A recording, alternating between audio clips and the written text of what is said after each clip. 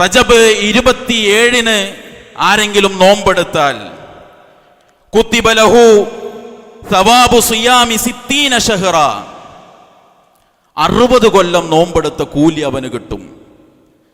റജബ് 27 നോമ്പിന്റെ പ്രത്യേകതയായി ചിലർ പറയാറുണ്ട്. ഈ വചനത്തെ റസൂലിലേക്ക് ചേർത്തി ഹദീസാണ് എന്നാണ് ഇത്തരം ആളുകൾ പലപ്പോഴും പറയാറുള്ളത്. പക്ഷെ പണ്ഡിതന്മാർ ആ വചനത്തെ കുറിച്ച് പറഞ്ഞത് അത് മൗലൂ ആണ്, പ്രവാചകന്റെ പേരിൽ കെട്ടിച്ചമച്ചു പറഞ്ഞതാണ്.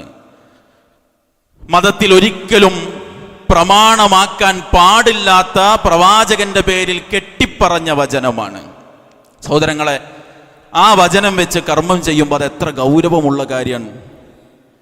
മാത്രമല്ല, റജബുമായി ബന്ധപ്പെട്ട് പല പ്രത്യേകതകൾ, ചില പ്രത്യേകമായ പ്രാർത്ഥനകൾ, ചിലത് ളുഹറിന്റെയും അസറിന്റെയും ഇടയിൽ ചൊല്ലാൻ, ചിലത് മഗ്രിബിന്റെയും ഇശാഇന്റെയും ഇടയിൽ ചൊല്ലാൻ, ചില പ്രാർത്ഥനകൾ ഇത് സ്വർഗത്തിലെ പ്രത്യേകമായ മരം കിട്ടാൻ കാരണമാകും എന്നൊക്കെ പറഞ്ഞുകൊണ്ടുള്ള പ്രാർത്ഥനകൾ, പ്രത്യേകമായ ചില സൂറത്തുകൾ ചില സമയത്ത് ഓതണമെന്ന് പഠിപ്പിക്കുന്ന അധ്യാപനങ്ങൾ, പ്രത്യേകമായ രൂപത്തിലുള്ള നോമ്പുകളും നിസ്കാരങ്ങളും ഒക്കെ പല ആളുകളും ഈ മാസത്തിൽ കൊണ്ടുവരുന്നത് നമുക്ക് കാണാൻ കഴിയും.